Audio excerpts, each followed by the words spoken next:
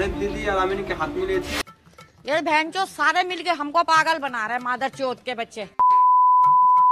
দেখো আমার আশেপাশে অনেক কিছু চলছে, আমি সব কিছু নিয়ে কখনো মুখ খুলি না, আর যখন খুলি তো সবার খুলে রেখে দিই। তো চলো বন্ধুরা, আজকে আমার কিছু সাবস্ক্রাইবারের কিছু কমেন্ট নিয়ে আজকে একটু আলোচনা হবে, আর সদ্য ডিভোর্স থেকে ঘুরে আসা আবার বিয়ের পিড়িতে বসতে চলা বিভিন্ন কাপলদের নিয়ে কথা হবে। আশা করি বুঝতে পেরেছো কাকে নিয়ে আলোচনা হবে। তো চলো আর বেশি না বকে ভাট ভিডিওটা শুরু করা যাক। আমি নাকি রেপিস্ট। পৃথির এক্স ভাতার বয়ফ্রেন্ড সে কিছু কথা বলেছে, সে কথাগুলো আমরা তোমাদের সামনে একটু তুলে ধরতে চাই। সেখানে বলতে চেয়েছে সে নাকি রেপিস্ট। হ্যাঁ ভাই, তুই একটা রেপিস্ট, কারণ তুই এখনও তোর এক্স গার্লফ্রেন্ডের ফটো তোর ডিপিতে দিয়ে রেখেছিস, সেটা তোর করা উচিত হয়নি। সে যেহেতু এখন তোর সাথে নেই, তো তোর ওর ফটোটা ডিলিট করে দেওয়া দরকার, তাই না? তুই কেমন একটা ভাতার রে, লোকের ফটো এখনো দিয়ে রেখেছিস, নিজে উঠতে পারিস না? সবসময় পেছন চেটেই উঠতে হবে। আমার নামে একটা না 100টা বলে বাজে কথা, কিন্তু ওই যে রনের দিদি, তো তার তো একটা ফ্যামিলি আছে, তার বাচ্চা আছে, তার ফ্যামিলি আছে। তো আমার মনে হয় তাকে নিয়ে এতটা বাজে কথা বলা উচিত না, যে তার সাথে আমি হাত মিলিয়েছি, তার সাথে আমি যোগাযোগ আছে আমার ওরকম। হ্যাঁ, তো হাত যদি মেলাসনি তাহলে তুই এত ওর হয়ে সাফাই গাইছিস কেন? ওর ফ্যামিলি থাকুক, যাই থাকুক, যা ইচ্ছে হোক, তোর এত ফাটছে কেন ভাই? তুই তো তাকে চিনিসও না, ও তো রনের দিদি। এটা পৃথিবীর দিদি হলে আমি মানতাম যে তোরা দুজনকে চিনিস, তোরা তো একে অপরকে চিনিসও না, তাহলে তোর এত ফাটছে কেন ভাই? দরদ একদম উথলে উঠছে নাকি? পর মহিলা দেখলে তোর একটু উথাল পাতাল শুরু হয়ে যায়, তাই নয় কি? ওর ফ্যামিলিতে কি হচ্ছে বা না হচ্ছে আমার উপর কেন আসবে? আসবে এই জন্য তোর যে নোংরামোগুলো সবার সামনে বারবার ঘুরতে থাকছে না ইউটিউবে, তো সেইগুলো দেখে অনেকের ফাটছে ভাই। কারণ একজন অন্য ঘরের বৌমা সে, তোর ভিডিওগুলো সেগুলো ডিলিট করে দেওয়া উচিত। তুই সেই সব ভিডিওগুলো পাবলিকে রিলিজ করছিস, তোদের মুখে কি এতটুকু লজ্জা শরম নেই? বাড়ির ছোট ছোট বাচ্চা ছেলেমেয়েরা এগুলো কি শিখবে তোদের দেখে? আমিও তোমার সাথে যাব। এখন দেখছি মায়ের থেকে মাসিদের বেশি দরদ হয়ে পড়েছে। হ্যাঁ ভাই, মায়ের থেকে মাসিদের দরদ তো বেশি হওয়ারই কথা, কারণ হচ্ছে পৃথি যার বউ, তার ডিপিতে বা তার যে চ্যানেলে পৃথির ছবি নেই, কিন্তু ভাই তোর চ্যানেলে আছে। মানে ভাতারের থেকে কাতারের দরদ অনেক বেশি উতলে উঠছে ভাই। তুই ধৈর্য ধর। ভিউজ কামানোর জন্য হচ্ছে না কি হচ্ছে আমি তো বুঝতে পারছি না। ভিউজ কে কামায় সেটা আমরা ভালো করেই জানি, কারণ তোর মতো ছেলে যে হচ্ছে ভিউজের ভিখারি। মানে কথা বললে তো আমি বলতেই পারি অনেকের বিষয় বৃত্তান্ত নিয়ে, কিন্তু ওরকম না, এটা কথা উচিত না। कितने तेजस्वी लोग हैं हमारे पास, कितने शानदार विचार रखते हैं। তো দেখো, যে যার পার্সোনাল লাইফ, সে তার লাইফ নিয়ে ভালোই আছে। কারো ডিভোর্স হোক, কেউ মরে যাক, কেউ শ্মশানে যাক, তাতে ভাই আমার কোনো যায় আসে না। আমি আমার কাজ করব, তুমি তোমার কাজ করো। তোমরা যত বেশি ডিভোর্স করবে, আমাদের কন্টেন্ট আরো ভরে ভরে উঠবে। সব শিকুমার আমার নষ্ট করে দিল।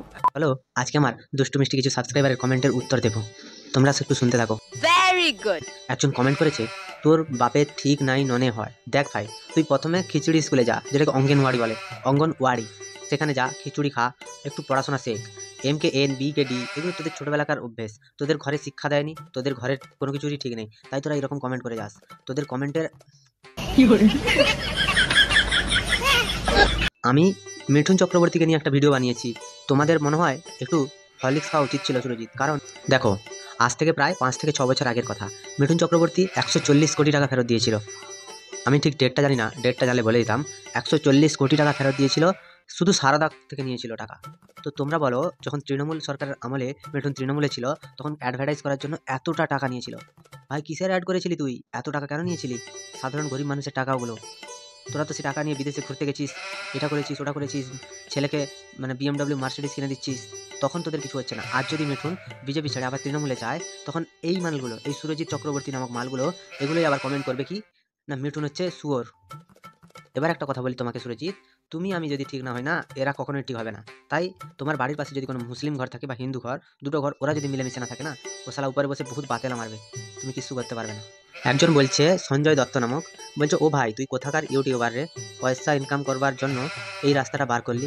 দেখো দাদা, পয়সা ইনকাম করার জন্য অনেক রাস্তা আছে, তোমরা যে রাস্তায় যাচ্ছ আমি সে রাস্তায় হয়তো যাচ্ছি না, আমার রাস্তাটা একটু ভিন্ন, কিন্তু আমি যেটা বললাম সেটা তোমরা একটু ডিপলি চিন্তা করে দেখবে তো, যে আজকে এই মিঠুন চক্রবর্তী 2 দিন আগে তৃণমূলে ছিল, যেই বিজেপির নেতারা ওকে দিন রাত গালাগালি করতো, সেই বিজেপি নেতারাই ওকে সামনে বসিয়ে ভাষণ দিচ্ছে। তুমি কি চিনতে পেরেছো? শুভেন্দু অধিকারী, যে হচ্ছে আমাদের মেদিনীপুরকে শুষে খেয়েছে, আমি বলবো শুষে খেয়ে নিয়েছে শুভেন্দু অধিকারী, সেই শুভেন্দু অধিকারী আজকে বিজেপির বড় মাথা হয়ে গেল। আর এতদিন ধরে যে মার খাওয়া রাহুল সিনহা, কোথায় সে? কোথায় রাহুল সিনহা? কোথায়? তোমাদের এই গাঁড়মস্তানির জন্য ওই মানুষটা আজকে অনেকটাই দূরে চলে গেছে। আমি বিজেপির বিরোধী নই, কেন বুঝছো না?